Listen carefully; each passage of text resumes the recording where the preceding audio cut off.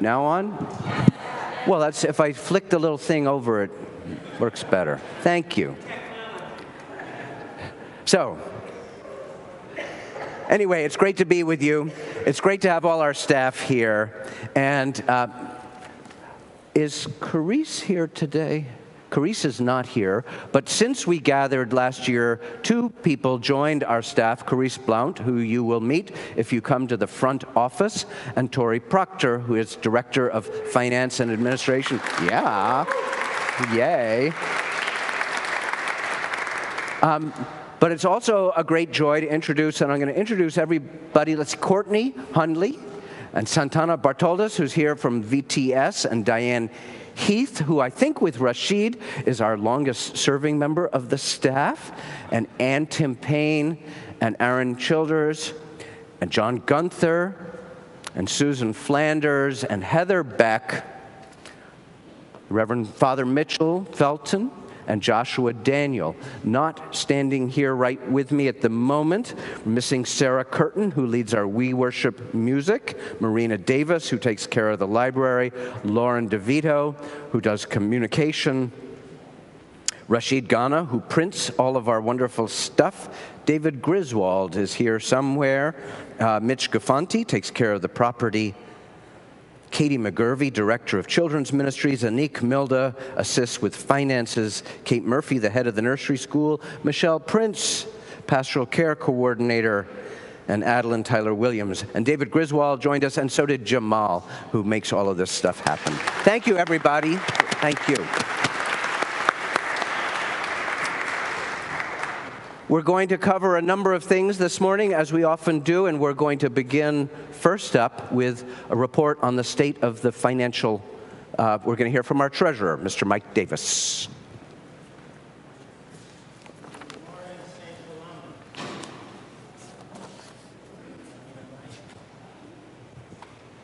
Can you hear me now? Okay. Good morning. You can't see? Oh, there we go. If only I could make that happen at home. Good morning. I promised Ledley I would do this in 10 minutes or less. So I'm going to set my timer, and hopefully we'll make it, but we got a lot to cover. Before I begin, I just want to acknowledge the folks on the Finance Committee. I won't embarrass them by making them stand up, but the presentation today wouldn't have been possible without them, so I just want to thank you. Also, you just met Tori, who started with us in May. I don't know if she's enjoying the job, but we've been keeping her very busy, and she never has a dull moment. And finally, I want to thank Greg Parker, who is preparing to sing in the choir at 11. He retired right at the end of this fiscal year, but he's been very helpful, not only with the audit, but continuing to do so. So, we're going to cover very quickly 4 brief things this morning. Key audit takeaways, the results for the nursery school and the church, 2025 budget, and a stewardship update. The 4 key takeaways are, for this fiscal year, the audit was conducted by Wagner CPAs, which is a national firm that has extensive experience with religious organizations. We got a clean audit opinion this year, unmodified.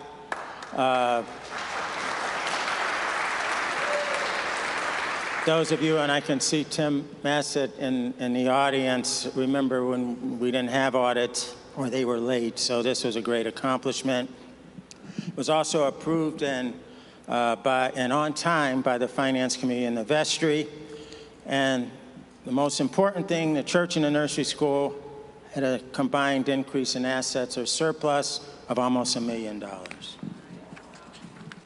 But there'll be a few caveats, which I'll get to. Very briefly and at a high level, and this is from our balance sheet, I just want to point out a couple of things. Our contributions receivable are principally from stewardship pledges and leap of faith contributions and donations to the Nave Capital Repair campaign. So that's where our contributions come from. We also have applied for ERC credit of over $500,000, which I'll discuss a little more later. And on the liability side, you'll see our notes payable dropped from $2 million to approximately $1.367, and that's due to our payments to pay down the loan for the Nave Capital campaign. And then, of course, the net assets, which I mentioned, increased this year.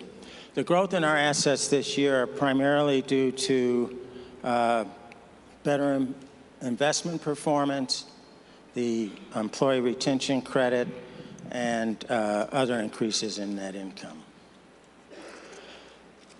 On the expense side,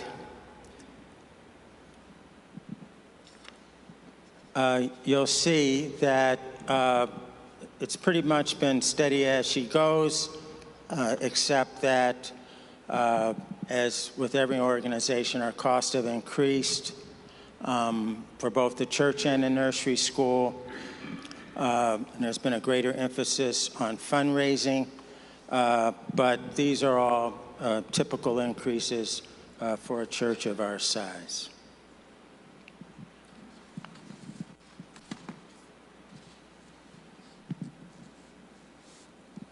I think I may have went a little too fast.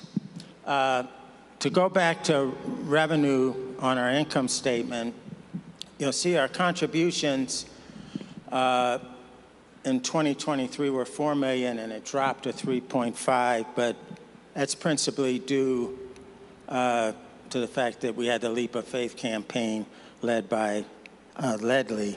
So actually, if you take that out, we actually haven't had a decrease at all. We've had an increase, and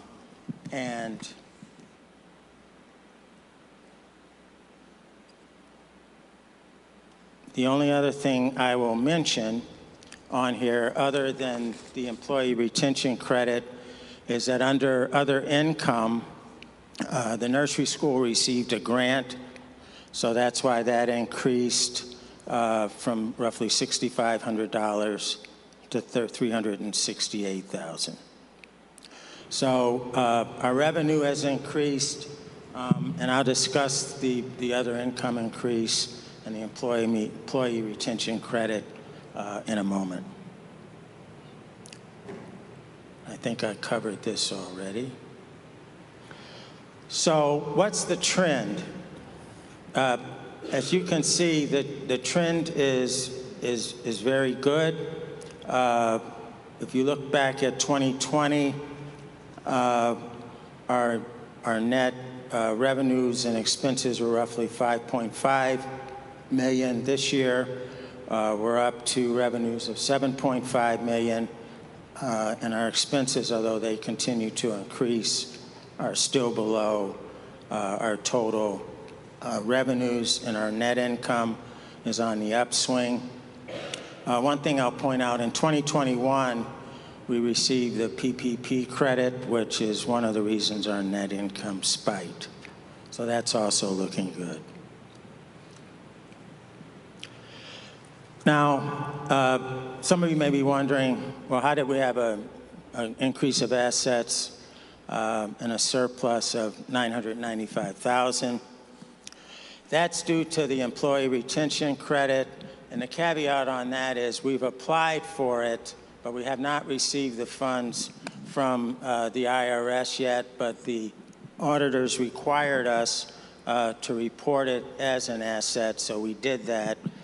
So when you pray at night, you pray for Ledley, and you pray for the staff. Also pray that we actually get the employee retention credit. As some of you may know, there was a lot of issues with it, but the auditor and we feel confident we'll get it. We just don't know when. Also, The nursery school received a fairly large grant. We're not sure that that's going to continue going into the future, but we did receive it this year. It was well over $300,000.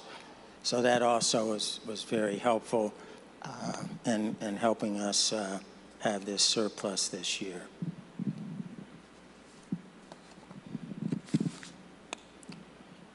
Okay. I can't cover this in too much detail, but for those of you who are interested in these kind of metrics, our debt to equity ratio continues to be very strong and is consistent with recent years. So we're good on that front. Also, liquid unrestricted net assets, also known as LUNA, which simply means if we didn't collect another dime, how long could we last? And theoretically, we could last 10 months. Hopefully, we'll never have to put that to the test. I just want to cover, and I only have a couple of minutes left, what we did for the fiscal year 2025 budget. This year, we made no provision for asking the congregation to increase their pledges. We hope you do, but for budgetary purposes, we didn't do it. We presented to the vestry, and the vestry approved a flat budget. With the capital campaign and all of our fundraising that's going on, we felt it was very important to try to keep expenses and any budget increases as low as possible. So if you'll see here that the only increases are for what we hope are facilities rentals, and also nursery school went up slightly. Other than that, net pledges, everything else is flat. On the expense side, there's a mixture of some increases and decreases. Staff received a 3% increase, but we left one position open, which saved some money. We've slightly increased our contribution to the diocese as part of our tithe, which is a long-term goal.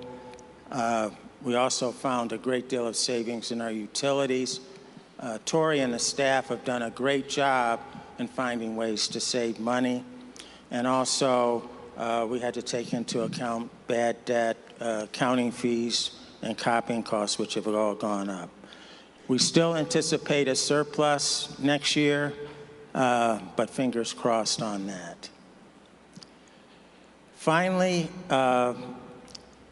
this is for our stewardship, and you can see where we've been the last few years. The number of pledgers has decreased. Large part of that hopefully is due to the pandemic, but we also are happy to report that the pledges we have received have continued to go up every year. On top of that, the percentage of pledges needed to meet our budget has dropped from 79% last year to 76% this year. And that's a reflection of finding ways to find additional sources of income to help augment the pledges. So as you can see at the end, it's flat, but we certainly hope that you will consider increasing your pledges, because budgets, when they face reality, often don't quite work out the way you hope they would. So please, at a minimum, maintain your pledge, and if you can increase it, we'd love that as well. Thank you.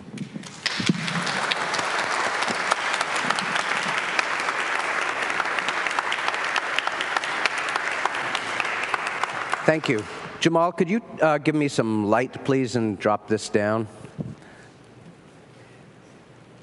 If you have questions for Mike, I'd ask you to please hold them until the end of our meeting. I want to talk about two different things right now, and while I'm doing this, I'm going to ask Joshua if you would just spread these out through the congregation. Two general reflections about ministry. One is I invite you to picture a great circle and imagine it being a circle, a cycle, a life cycle that goes from cradle to grave, birth to death.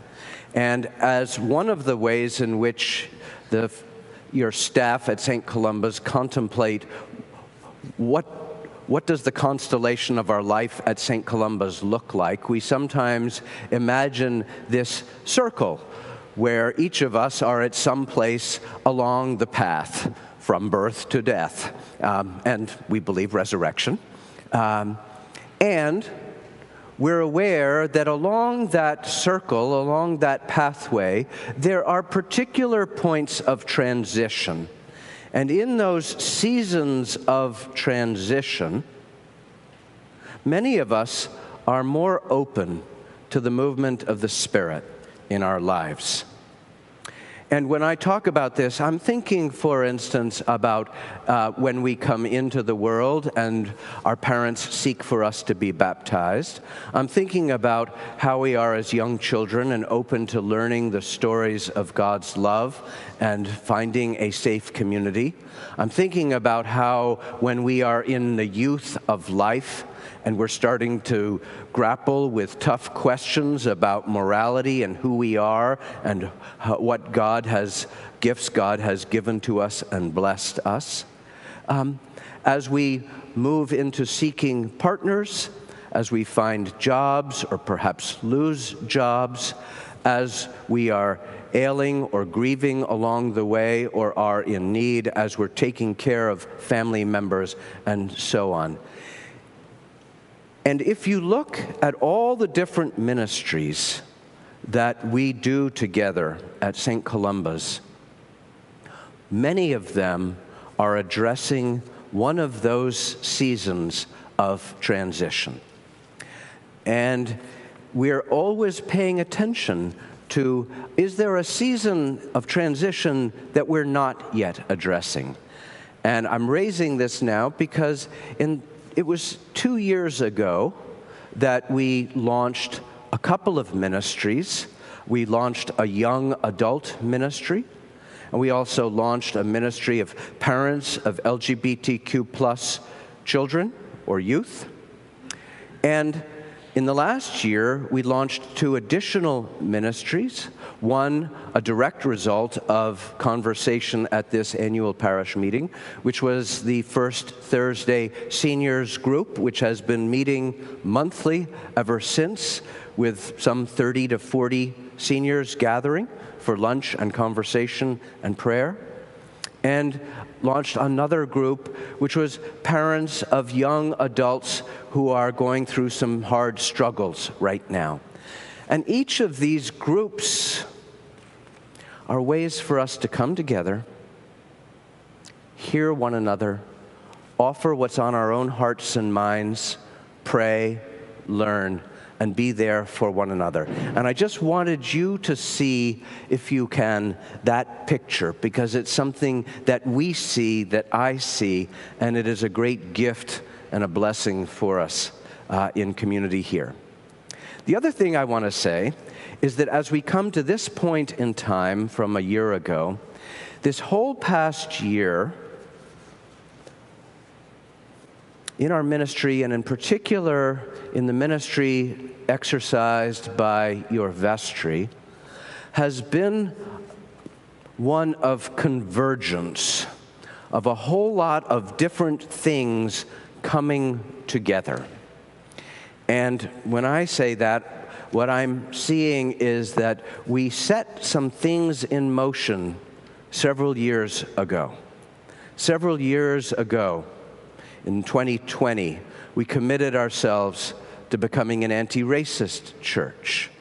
This was on top of the values and the priorities that we'd previously established about strengthening community, gathering in worship, building capacity, and so on. That set us on a course of exploration and wonder and ministry, how we live into that. It was back in 2019 that we set in motion the intention that we would do master planning in anticipation of our 150th anniversary year, and tasked a committee to come together and begin work over looking at our property and our assets and report back about what was needed. And we looked at our financial well-being and our institutional health and vitality going forward. And we raised questions about how we're going to be good stewards of the asset that we have on the corner, land that we have on the corner of 42nd Street and Butterworth, currently occupied by Fletcher House. And all of these things, the vestry said, let's find some smart and caring and passionate group of Columbans to go and explore and pray and plan and guide us and bring back recommendations. And they did. And this past spring, the vestry worked through all of the different recommendations and came up with what many of you have already heard about, and if you haven't yet, you soon will. The campaign that we have for our 150th anniversary, a campaign which enables us to care for our property, nurture our small endowment, commit ourselves to reach out in partnership with others to build racial justice around us and among us, and to prepare the ground for future decisions about what is going to be best for that land that we have at 42nd and Butterworth. It was a remarkable piece of work. Your vestry has been hard at it. This was not a direct line. It was not simple. There were strong opinions. There were strong things that had to be weighed about what's the best way to be good stewards. How do we be true to our values, but also travel together with as many of us as we possibly could? And in this convergence, I just want to call out a couple of folks who did some heroic work, two of whom could not be here today. Elizabeth Taylor and Steve Smith, who co-chaired the Master Planning Committee that did a whole lot of work, and there are others from that committee who are here today. Thank you for that work that you did. The Anti-Racism Task Force that's been led by Keisha Evans and Lane Hurd, that has continued to raise before us what it means for us to live into our commitment to become an anti-racist church. As part of that conversation, there was another, which was the opportunity to participate in something called Undesign the Red Line, not just participate in it, but lead it. I hope that many of you had an opportunity to see the exhibit that was at the Cleveland Park Library for several months this past spring and summer. Undesign the Red Line was us gathering with neighbors all across Ward 3 and looking at the history of redlining in this area and what its implications were. As part of that effort, it enabled us to build partnerships across faith communities. And a special shout out to Ben Bradburn, who may be here thank you, Ben, and the team that worked with him, the Jensens, and Joy Bates Boyle and Elizabeth Vaden, who brought that to us and opened our eyes and hearts and set the way for new partnerships. And I want to circle back then to say thank you most especially to members of the vestry, all of the members of the vestry who prayed and shared and reflected. And ultimately, we came to consensus about what was most important. And we're saying special thanks and farewell to a couple of vestry members this year who have been serving faithfully and true for years, Carrie Peister and Chris Moore. each of whom continue in exercising their gifts and their leadership and their ministry in this place. But steering us through all of this last couple of years has been none other than Sarah Glenn, our senior warden. Sarah, would you stand?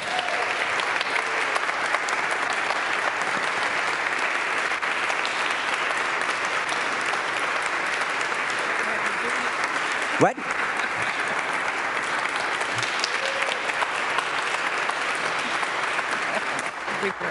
There are a lot of people that do a lot of extraordinary stuff in this place. The shoulders are weighed down if you step into the role of warden, because you can see the whole and you can feel the whole and you know all of, well, you don't know all of it. None of us know all of it because y'all are doing all manner of things, but you get a sense of what's going on. Sarah has been leading us with grace and clarity and strength, listening, speaking, bringing others into conversation, helping to hear all those different pieces, keeping us on task, and then helping to lead us to a place of consensus and decision so that we are now well poised to go forward into the future. Thank you, Sarah. You've been a great partner in this role. I am so glad. The group effort. Thank you. Thank you, Sarah.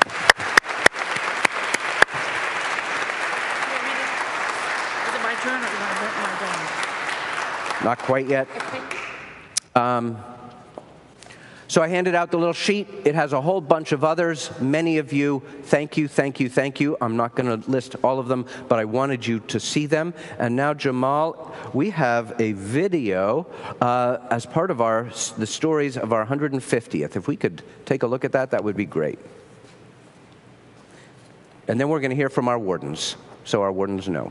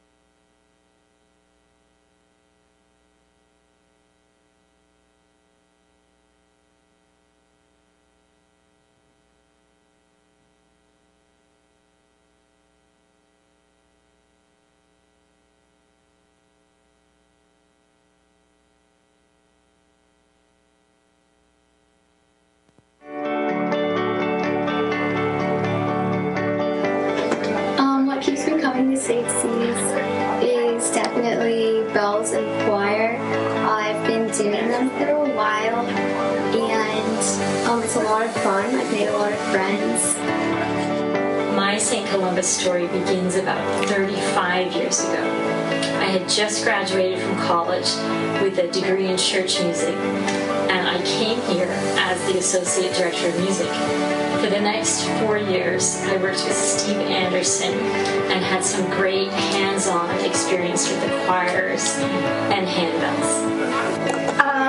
So when we were on the Michigan pilgrimage for our 9th and 10th grade years, I think, Mitchell was one of the people who had guided us and kind of been a chaperone on the trip, and on the last day he announced he was staying, and I really felt God's presence in that moment, and I think he's just contributed a huge amount to the church and all of our faith journeys. Also on that trip we went to Sleeping Bear Dunes in Michigan, and we went on a sand hike that was a lot longer than we anticipated. And he was leading us through Bible verses and calling us response prayers and stuff. And when we finally got over the last hill and we saw like the whole lake, we were so excited. And that really hit me, like God is everywhere, and especially in nature. Before we found St. Columba's, we tried a bunch of different churches, trying to figure out what felt right for our family. And we, first Sunday we came here, church was in the courtyard, like the sun was shining, there were so many children, like tons of singing, and just like a really strong sense of community. And I knew within like 2 minutes that this is the place that we want to make part of our lives. I like St. Columba's because I feel like it has a really diverse community, and anyone could be here if they wanted to, no matter what they look like or how much money they have or any of that. Joyful. I think every single time I come here, I just get filled with joy. I become happy, and I can kind of leave everything else away and just kind of live. Even if we're talking about something that's not so happy, like during Summit, when we're talking about something serious, just being surrounded by, Oscar and all my friends just makes me happy. My favorite part is where Pastor Joshua asks us where he says all of sad things and happy things, and he asks us questions, and he asks us if there's something sad that happened this week or something. And then we pray. I was drawn to St. Columba's by its wide, open, and diverse parish and the scope of its outreach activities.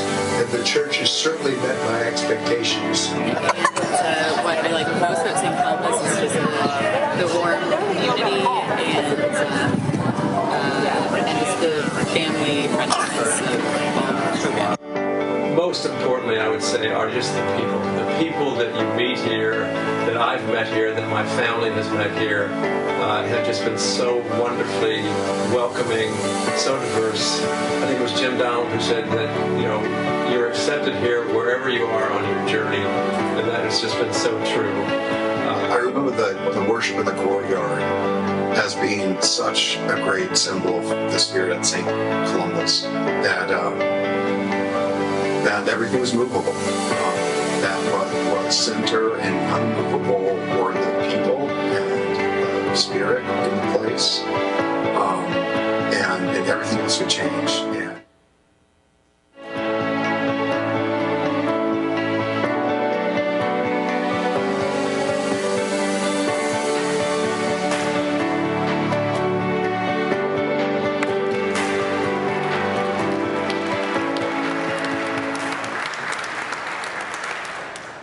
And we're now going to hear from Sarah Glenn and Gina Lagomarsino.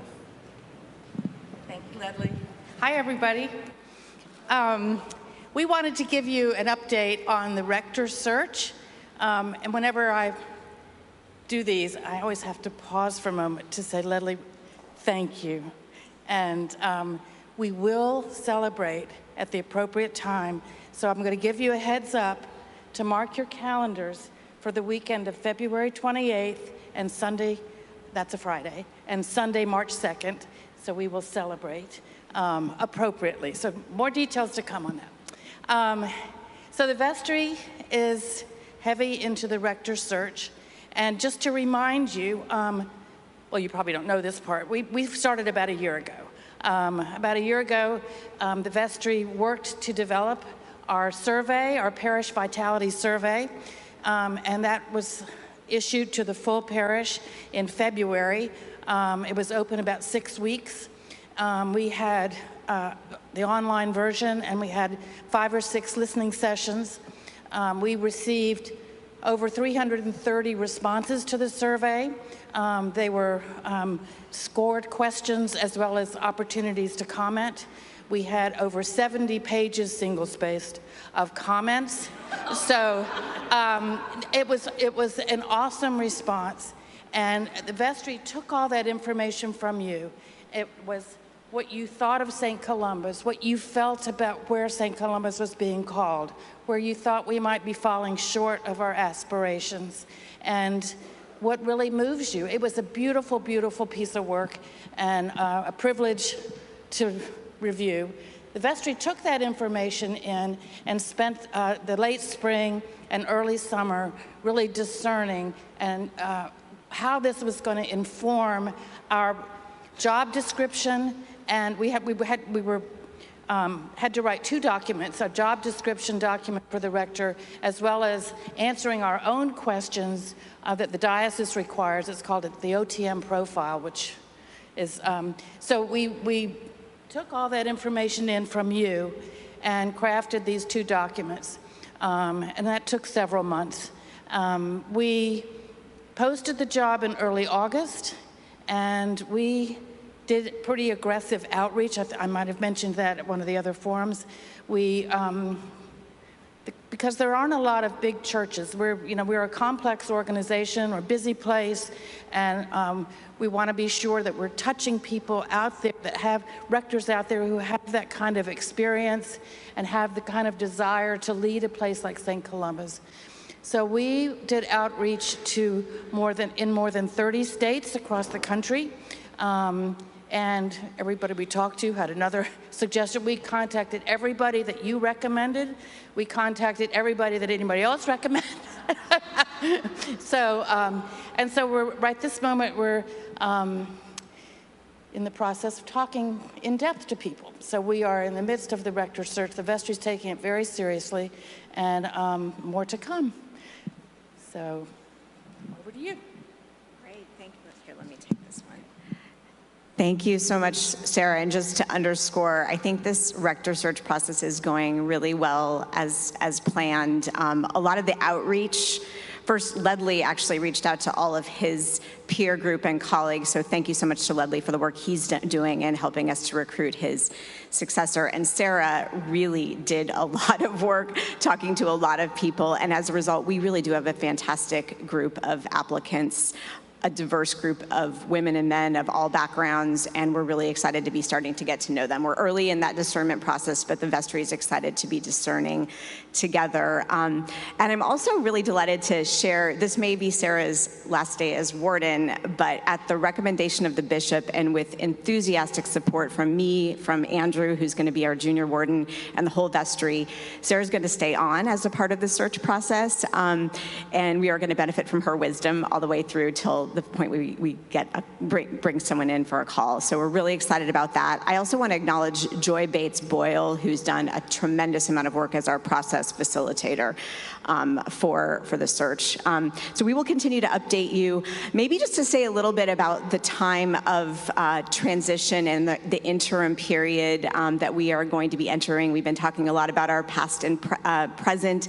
This year, we're now thinking into our future. I'm so delighted that Daniel has agreed to step in as our interim rector at the moment when Ledley retires, early March, until we make a call. We're hoping we will be able to have a new rector onboarded roughly in the June timeframe, but please don't hold us to that. There are a lot of variables out there, but that's our current targeted. So I'm really looking forward to working with Joshua on that. We've also engaged a WISE coach for this process, Susan Beaumont, who is an expert in large churches, and she has accompanied many churches like us on these kinds of journeys of transition. So it's really great to have her supporting us through all of this. And once again, thank you to Ledley for having given us the gift of time. Over a year ago, when he told us that he was planning to retire, he said that this was an opportunity for St. Columba's to experience a healthy transition. And I'm feeling really optimistic that we have all of the pieces in place to make this a healthy transition, even as we are so sad to see him go. We're looking forward to a really bright future. So thank you so much. Thanks, Gina.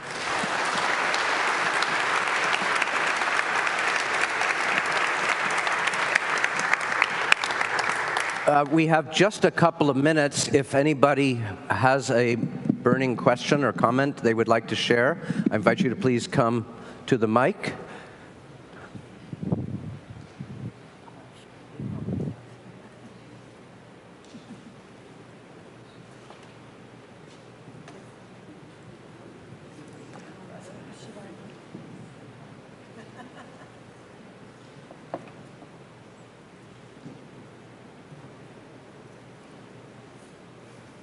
Hi, everybody. My name is Sarah Whitener. I hope this is an appropriate place to talk about this. I think you know what I'm going to talk about. During this anniversary campaign, we've been visited, my husband and I have been visited, and we've been talking with friends and everything, and this is what it's about. We wanted to make a contribution to pay St. George's some of what we owe them and what we've owed them for over 90 years. And we were surprised that it was not part of the ask, part of the, well, this is what the money will be going to. And then, no, actually that makes a whole lot of sense, because there are a lot of people who are not comfortable with the idea of reparations or of, any kind of debt like this that bubbles up from our history from so long ago. So it should be a totally voluntary, totally focused contribution. And I would just like to ask the question if we could, if the campaign committee, the vestry, or some other body could just be in charge of a voluntary fund that people could contribute to for St. George's. The amount of money was $9,000 90 years ago, something like that. And so in present terms, that would be about $140,000. And I think we could do it, or we could get it started. And that would mean that we would be the congregation that got it started, not the congregation that learned the history and just let it go. Thank you, Sarah. I appreciate that.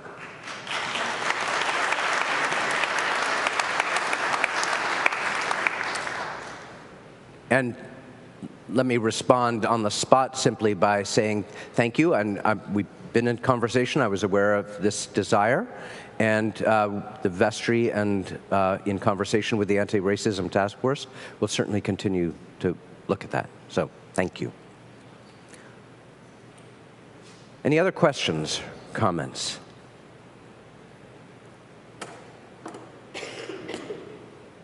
Okay. Unless you are here to worship at 11:15, go in peace to love and serve the Lord. Hallelujah, hallelujah.